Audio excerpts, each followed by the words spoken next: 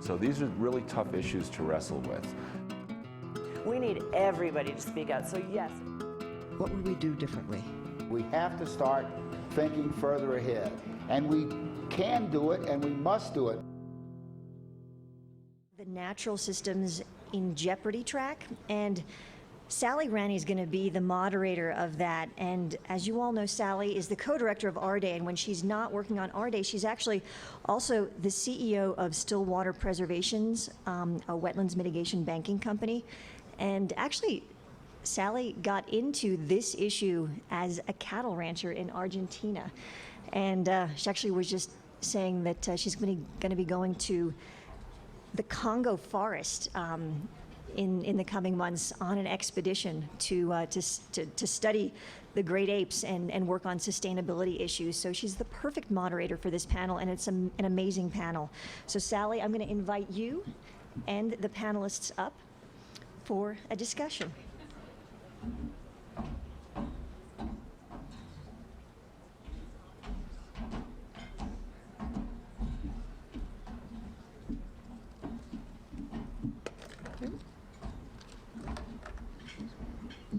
Yeah, it's all right. It's all right. It's all right. There you go.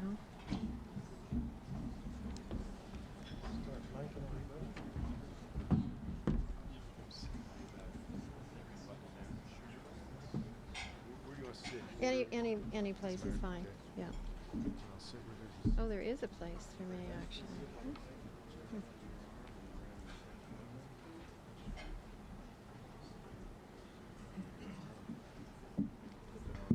Well, to save time while our panel is getting mic'd, I want to introduce you to each of them very briefly. The bios are in the program. We have Dr. Sylvia Earle. She is an oceanographer of world renown. And she's the resident explorer at the National Geographic, something that I want one of these days. Phil Radford, Executive Director of Greenpeace. Larry Schweiger, CEO of National Wildlife Federation. Lester Brown, CEO and founder of Earth Policy Institute. And John Friedman, who is the government relations and expert for GE on water and power. So please welcome our panel. Welcome.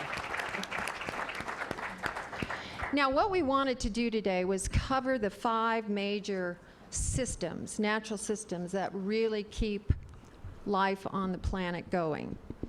And that's forests, or our terrestrial resources, fresh water, oceans, the atmosphere, and soils. Soils is an interesting conversation because it's usually the stepchild when we're talking about planetary natural systems health. So 97% of the world, or excuse me, 70% of our planet is covered by water, and 28% by forests, deserts, and other biomes. And one of the interesting facts about forests, and Larry's going to get into this, but rainforests once covered 14% of the planet, and now it's down to 6%. And I asked our panelists to give us both the not so good news and the good news, and there's a lot of not so good news with relativity to biodiversity. We're losing about 50,000 species per year. The atmosphere, Phil's going to touch on that, and we're also in trouble there. ppms of greenhouse gases, CO2, and he's going to explain where we've been, where we are, where we're going, what needs to be done to reverse, abate the trajectory that we're on. And oceans. Oceans is another system that takes in about 147 billion tons of CO2 per year. We all know that we're having, we're hitting maximum on that, having a lot of impacts on fisheries, on ocean life, on coral reefs, and no one is better suited to talk to us about this than Sylvia. And when she's done with us, I can guarantee you, you'll never eat fish again. And fresh water is in a crisis. And only 3% of all the water on the planet is fresh water.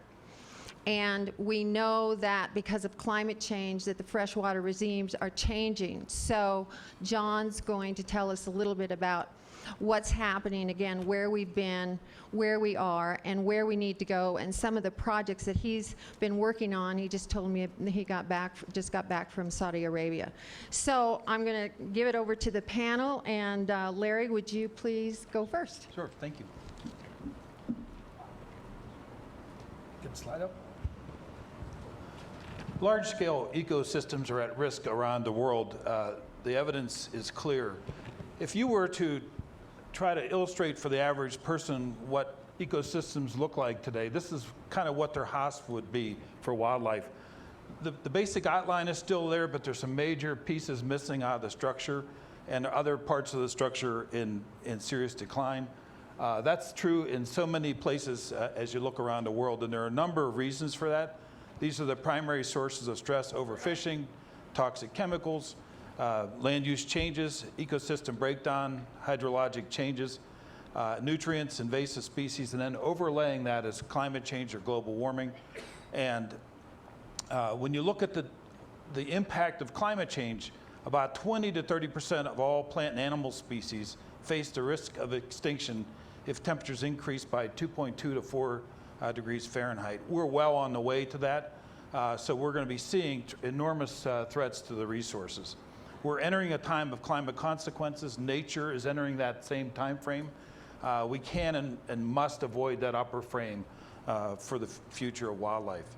450 parts per million of CO2 equivalent is really key, because there's to avoid a 2 degree Fahrenheit warming, we have about a 25 to 75% chance at the current levels today. And if you look towards a 550 world, we have a 65 to 100% chance of exceeding that 2 degree warming, and a 40 to 90% chance of exceeding the 3.8 degree warming, which the scientists have warned us about. The first two places where impacts show up are risk to unique and threatened systems and extreme weather events.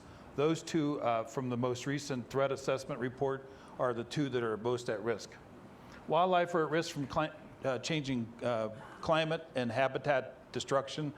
It's true throughout the West. We're seeing a 40% decline in antelope, for example, as a result of the changes that are happening to those systems. We're seeing the same problem with moose. This is Dennis Murray, one of the lead scientists in the moose, and we're seeing very dramatic changes as well. Nature has to be moving north on the northern hemisphere at a rate of about 27 to 45 feet a day, according to a study that was done 2 years ago. The fossil records show that nature can move about 9 to 13 feet per year. We're seeing enormous impacts in our forests. The Southwest, for example, with the severe drought that we've been experiencing, others have talked about, I won't dwell on it. But Texas alone this year had over 1,600 forest fires, burn a record-setting 2.5 million acres in Texas alone. Two massive dust storms have swept through Arizona. They had nearly 1 million acres burned in Arizona as well. And the other great threat to forest ecosystems around the world, whether you're looking at boreal forest in Canada or in Siberia, is the impact of explosive beetle problems. And the Canadians are predicting that 8 of the next 10 years, they're going to be giving off more carbon out of their boreal forests because of the bark and pine beetles. We're seeing the same problem here in Colorado. Over 4 million acres of Colorado forests have been damaged from bark beetles. We're seeing it also in other species as well. British Columbia has seen an 80% mortality. They're projecting an 80% mortality by 2013. Again, these massive beetle kills.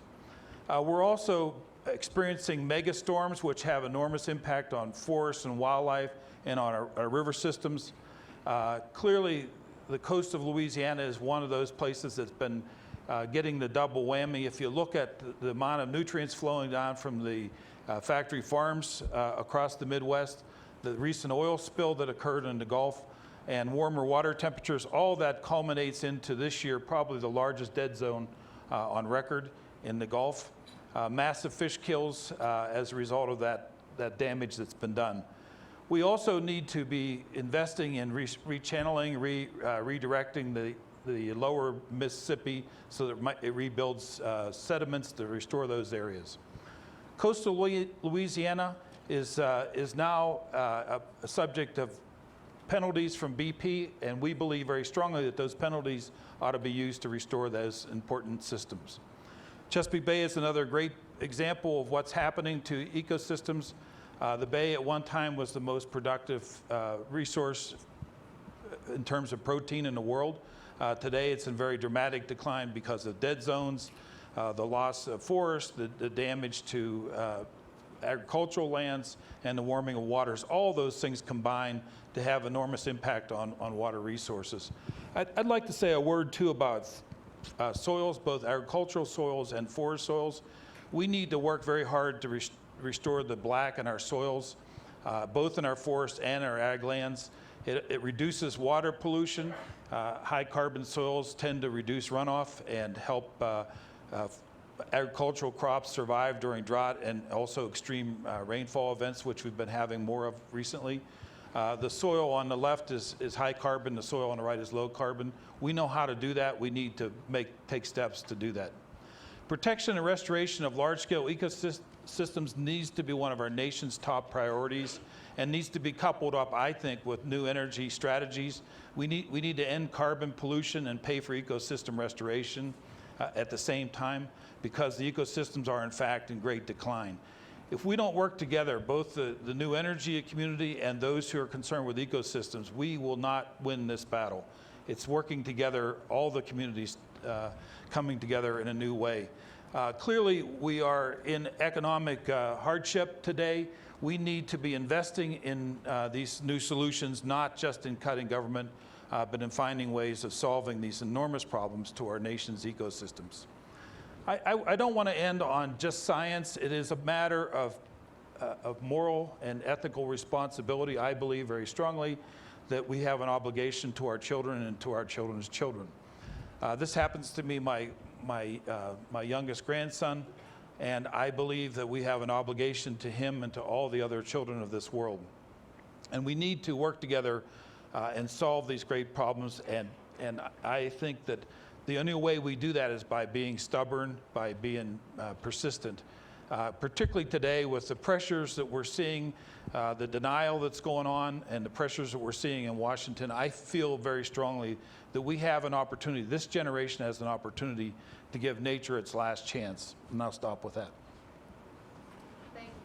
Thank you. Phil? Thanks for having me. My name is Phil Radford. I'm the Executive Director of Greenpeace, and I'm supposed to talk a little bit about the atmosphere. Larry touched on a lot of the points, so I'll add a few points, and then I'll do what Senator Tim Wirth just said to me in the hall when I said, I'm talking about the atmosphere, and he said, talk to people about building a movement to deal with this. And I said, okay. Ultimately, this panel will be relatively depressing, and so I'd rather talk about hopeful things.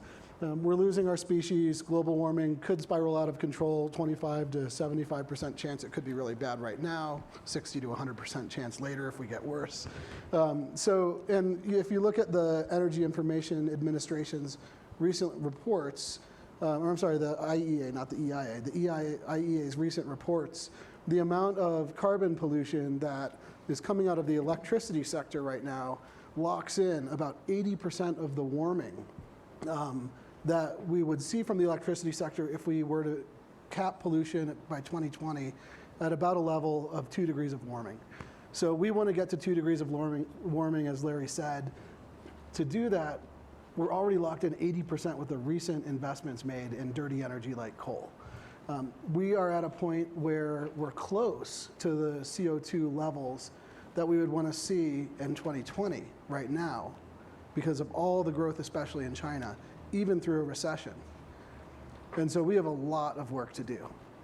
I think ultimately, with this group being a bunch of very business savvy people who really get investments, I think our challenge is how we strand the investments of the coal industry and how we strand the investments of the gas industry so that nobody feels like it's safe to invest in those energy sources again.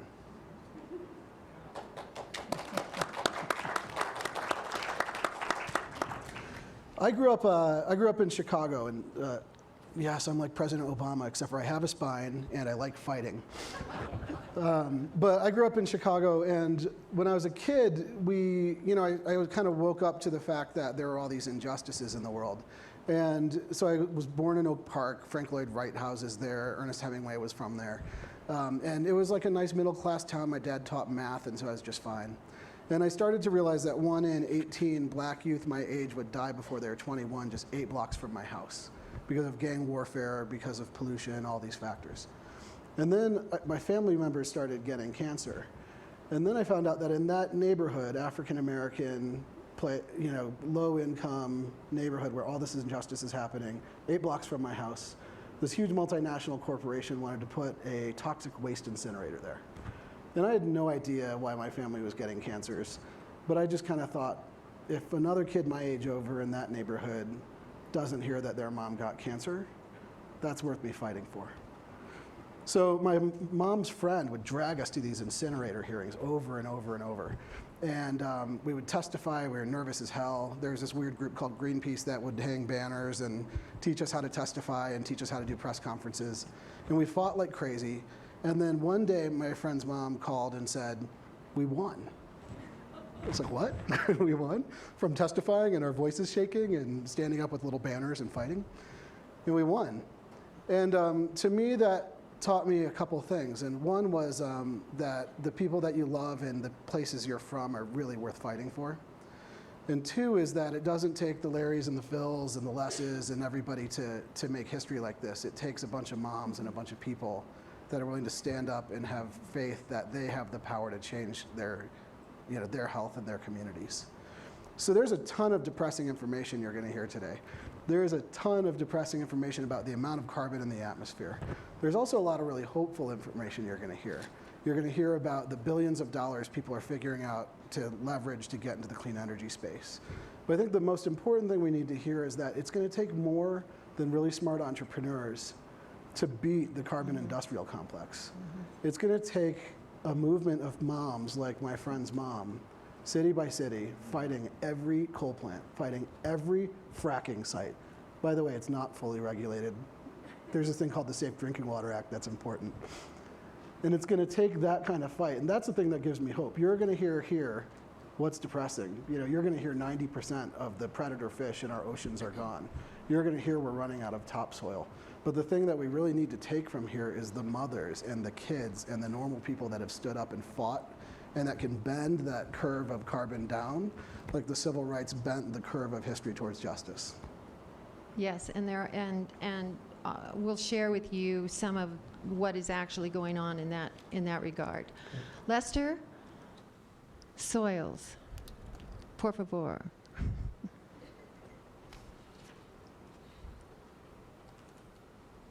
If we think back in this country to the 1930s, the two phenomena that dominated that decade were the Great Depression and the Dust Bowl. And they reinforced each other. But we had reached a point where we had been pushing the plow further and further west until finally we'd gone too far. And soils started to blow. We had a Dust Bowl. It was a serious threat to the future of U.S. agriculture. And fortunately, we had a Secretary of Agriculture at the time who understood this very well, Henry Wallace. We had an extraordinary response, created a new agency in the Department of Agriculture called the Soil Conservation Service, and it adapted a number of new programs, such as strip cropping, planting tree shelter belts, thousands and thousands of miles of them. And we stabilized the situation, stabilized our soils, and everything was going fine. And then again, as we went through the 70s and the 80s, we began pushing and plowing more and more land. And then we began to suffer from, particularly from water erosion of soils in the Midwest, an area that hadn't been hit hard before. And then we came up with the Conservation Reserve Program. I say we, the architect is Maureen Kawano-Hinkle, who was a lobbyist on the Hill for nearly 30 years, and she is the mother of the Conservation Reserve Program. And what we did then was simply say, we're going to have to take the marginal land out of production and the land that's eroding and get it back in grass or trees or something that will stabilize it. So that was a major step forward. We look at that, and now we look at the world today, and we see dust bowls emerging in many places, even in the Fertile Crescent of the Middle East. We're seeing dust storms originating in Syria and Iraq now, closing offices in Tehran, for example, government offices for 2 days. And we're beginning to see the sort of erosion problems there that could undermine agriculture in that region. There are 2 huge dust bowls forming in the world today, or have already formed, I should say. One is in Western Mongolia and northern China. That is a huge dust bowl, and if you've ever been in Beijing in the springtime from February through April into early May, or in Seoul, Korea, you know about the dust storms that come. They close the airports, people are urged not to go outside, retail sales fall sharply, hospital emergency rooms are overwhelmed with people suffering who have a weak respiratory system suffering from it. So these are very real. The other huge dust bowl forming is in Central Africa across the Sahelian region, stretching from Somalia in the east to Senegal in the west. That whole region is suffering from overgrazing, overplowing, and grassland turning to desert on a massive scale. And it's forcing migration of the herding types, mostly Arabs, into the agricultural areas, which is more Africans in conflicts within societies. Within Nigeria, for example, between the north and the south, physical conflicts. And that sort of stress is now manifest all the way across Africa as people are being forced southward as herders are being forced southward into agricultural areas. And the question is, what do we do? And the basic causes, by the way, are deforestation, overplowing, overgrazing.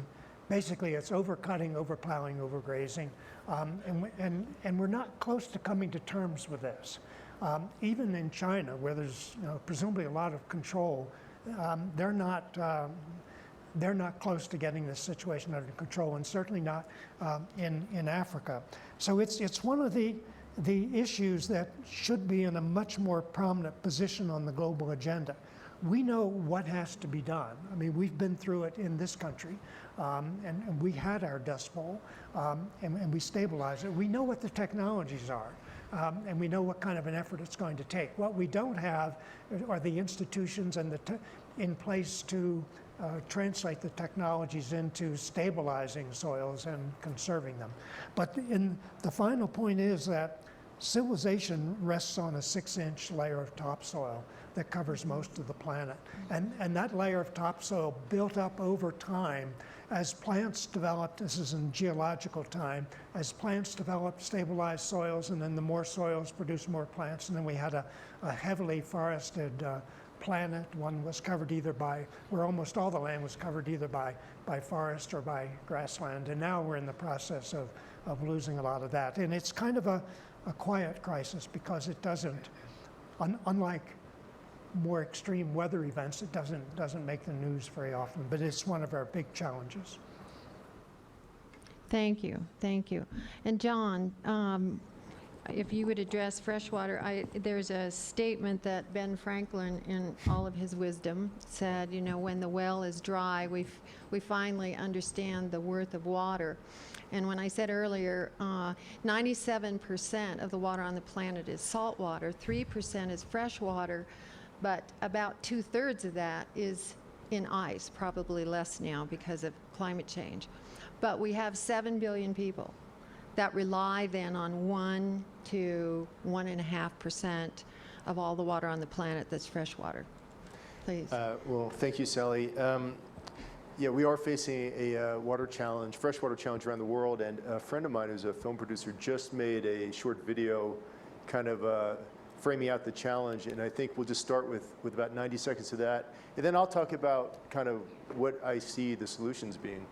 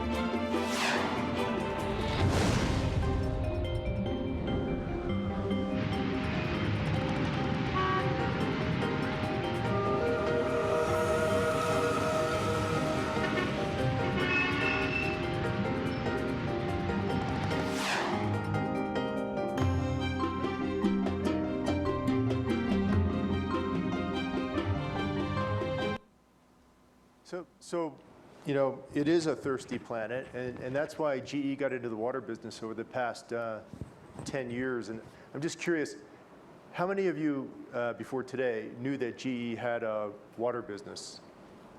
So it looks like it'd be roughly 1/3 or something, which is not surprising. This is actually one of GE's newest businesses. It's one that I know a reasonable amount about because I initiated and led what turned out to be 3 of the 5 acquisitions you see here that we made over the past decade to build the business. And today we have more than 8,000 employees in 130 countries around the world, and we treat virtually every type of water, drinking water, wastewater. We treat water for cities, entire cities, and we treat water for industry. But as a practical matter, one of the things that we're really focused on is water reuse. In other words, we take wastewater that is being discharged into rivers and oceans, and we treat it to a very advanced degree so that it can be used for productive purposes. And you know, when you look at this map, you see that some 1 billion to 1.2 billion people in 40 countries around the world live in areas that are chronically short of water. So, you know, there's no one solution to this. It requires a portfolio approach, but we believe a huge key to this approach is reusing more wastewater, and we think it's going to grow from just 4% today to about 30% over the next 15 to 20 years. So, and this is a lot of my job, we have committed at GE to working with governments around the world, and Sally mentioned Saudi Arabia earlier, to promote greater reuse of wastewater. We're doing this in 3 main ways. One, we have a network of global thought leaders like many of you. Second is we've released a series of white papers on what governments can do to promote greater reuse. I saw somebody from Yale on the agenda. I don't know if there's somebody here from Yale. Well, the white paper you see here on the top right of this chart was written by Brad Gentry, who is the director of Yale Center for Business and the Environment. And it's been downloaded more than 40,000 times. Tremendous interest on the part of governments. And then the third thing we're doing is we're hosting a series of summits on what governments can do to promote greater reuse. I just got back from Saudi Arabia. I've been there twice recently, but just got back most recently in April, where I met with the Minister of Water and Electricity for Saudi Arabia, the CEO of their national water company, which, by the way, runs 70% of their water and wastewater utilities. And we have committed to working with Saudi Arabia to help them go from 16% reuse today to 65% over the next 4 years. So this is hopeful. These are hopeful things to me. And I do think they lend themselves to huge policy influence. Now, two thoughts to leave you with. One is, I think there's a tremendous amount we can do together to address this issue and alleviate scarcity. This is something that we just launched with Goldman Sachs and the World Resources Institute. And now there are other partners coming in, including Coca-Cola, which is a water risk index. And this is something that will give governments very granular line of sight to water scarcity so they can make projections and deal with them much better than they can today. And then second, I think we can do a lot individually. Now, example I'm closest to is GE, but here we have an global environmental initiative called Eco-Imagination. And as part of this, last year we announced that we're going to reduce our global water consumption by 25% between now and 2015. So these are huge steps. And you know, with this, I'll leave you with this one final short video, which sums up better than I can. No, I didn't do that. The importance of fresh water. So I can't make this launch. Bottom left. Bottom left?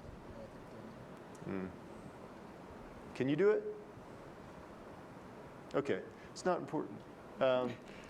This was a television commercial we aired, which is fishermen in Scandinavia, and they pull up a net full of, oh, never mind.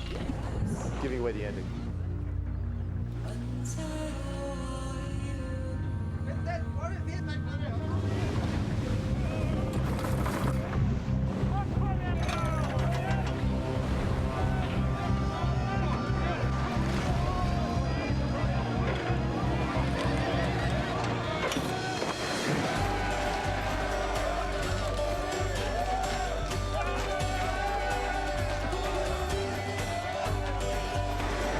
Harvesting over 3 billion gallons of fresh water from the sea each year.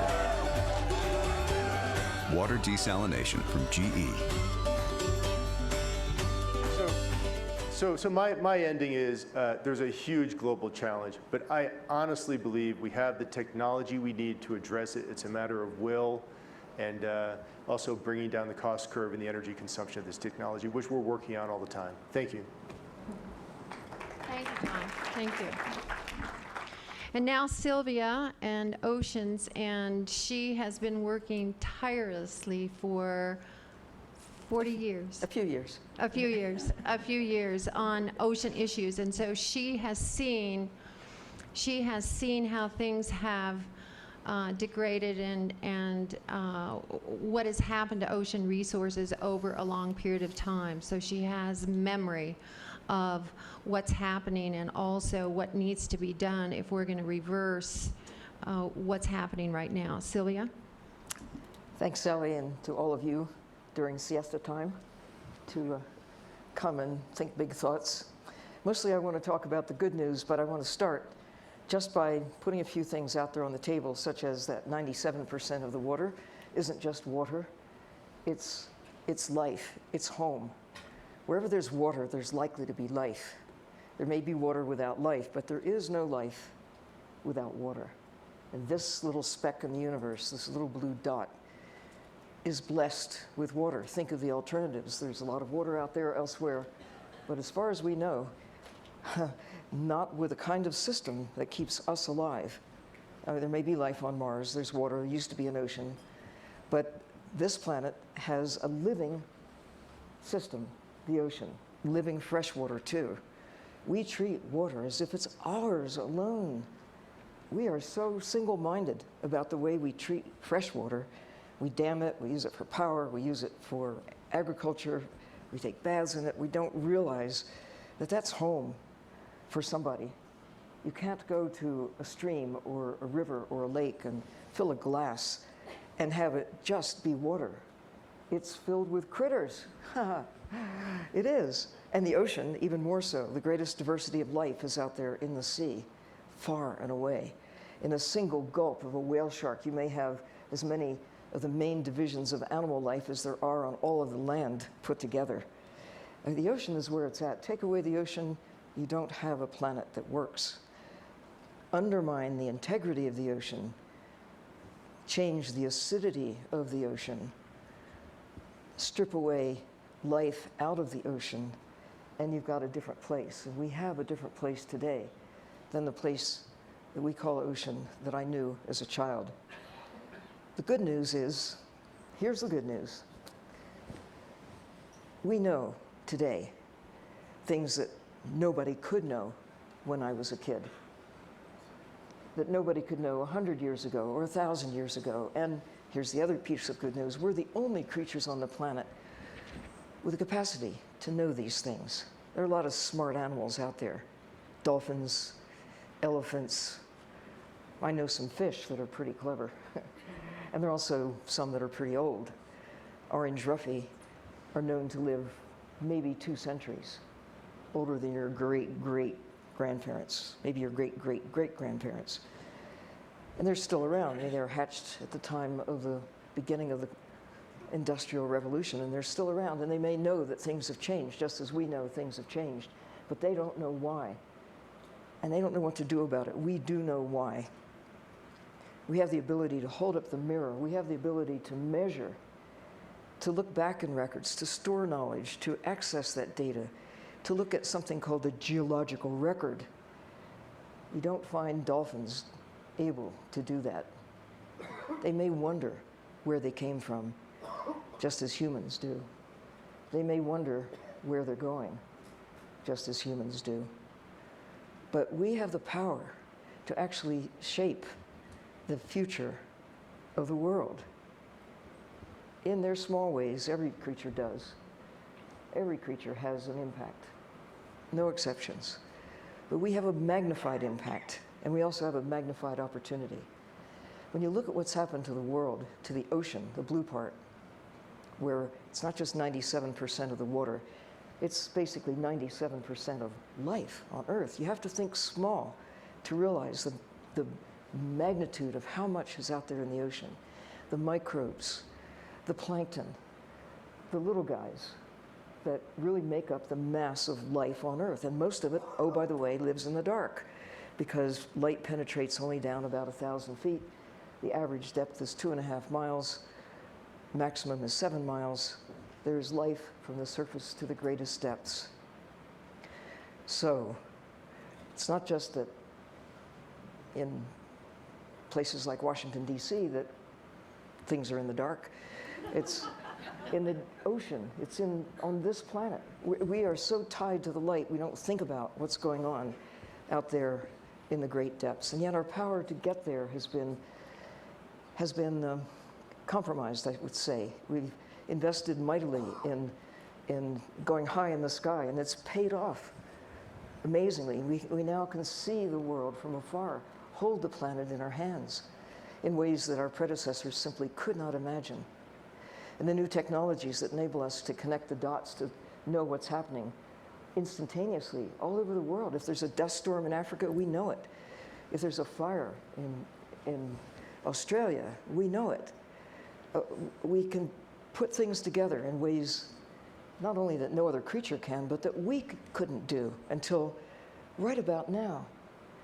If you had to choose a time to make a difference, this would be the time to choose, because the other piece of good news is, it's not too late. We've got maybe 10% of the sharks left.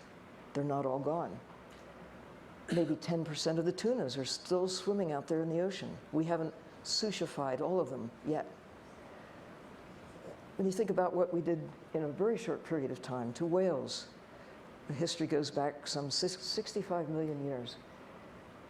Species came, species disappeared, but on our watch, we came perilously close to eliminating those that traveled through time to be here at the same time as human beings. But good news, we used our power while there still were some whales out there, and there are signs of recovery with gray whales, with humpback whales. Not such good news with some other species, but at least now we know. And it all stems from knowing. If you don't know, you can't care.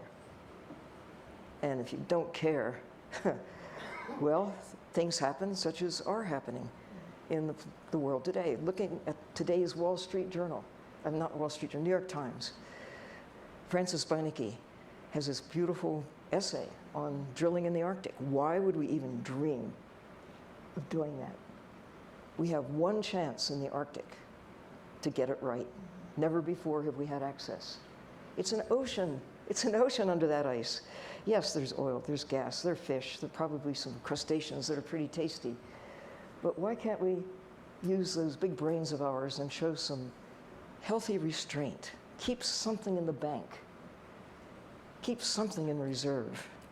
We still have time. We still have time. Half the coral reefs are still in pretty good shape. That means the rest of them are not. The ocean is acidifying. A study that was released last fall suggests that 40% of the phytoplankton has disappeared since 1950. That's where 70%, according to other studies, 70% of the oxygen in the atmosphere comes from those little green and blue-green guys out there in the ocean. And it's declining owing to our actions. What's the good news in all of this? We know. We have the power. The real question is, thinking of Ed Wilson on his 80th birthday saying that we're letting nature slip through our fingers, that's a big issue. But the bigger one, and it is something we can do about, is nature letting us slip through hers. Thank you. Thank you.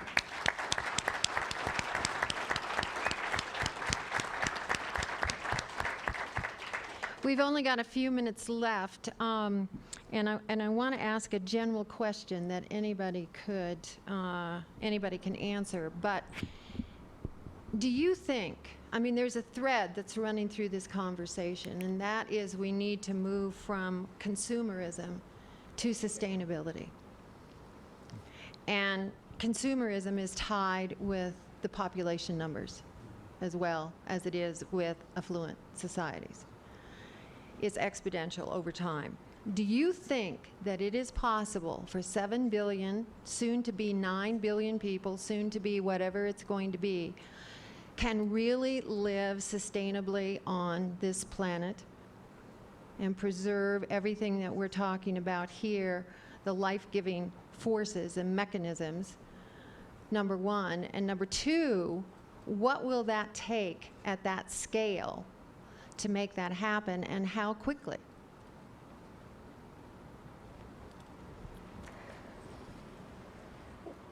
I don't know whether it's possible, but we have to try. We can make it better than if we didn't try. That's for sure. Doing nothing will surely lead to the end of trends that we see already in motion. Just keep on, business as usual. All the fish will be gone for commercial extraction. The plankton will suffer even more. Instead of having several hundred dead zones, we're likely to wind up with several thousand in the ocean. We're going to further undermine the capacity of the planet to support any of us, let alone 7 or 10 billion. We do have the power. And one of the things that I really do think is cause for hope is that people are living longer. We have time enough to see the changes in a single lifetime and to do something about it, to convey to the next generation what is experience, if you will. They say that there's something called wisdom that is likely to come sooner or later. Some kids seem to be naturally endowed with it, but you like to think that with increased years, you do gain, through experience, the capacity to be, quotes, wise, to live up to our Homo sapiens name. On Saturday night, thanks to Gigi Brisson, who's sitting over there, minding her own business, has organized the Ocean Elders in this keeping with the idea that maybe with the wisdom that comes from, think of it, all of you are elders, even if you're 10 years old, to the next generation. And we all have something to convey to those coming along. And if we fail to give them the best of what we've learned in our lifetime, what reason for hope is there? But the reason that there is hope is that the power is there, the will is there. So I'm an optimist. Larry.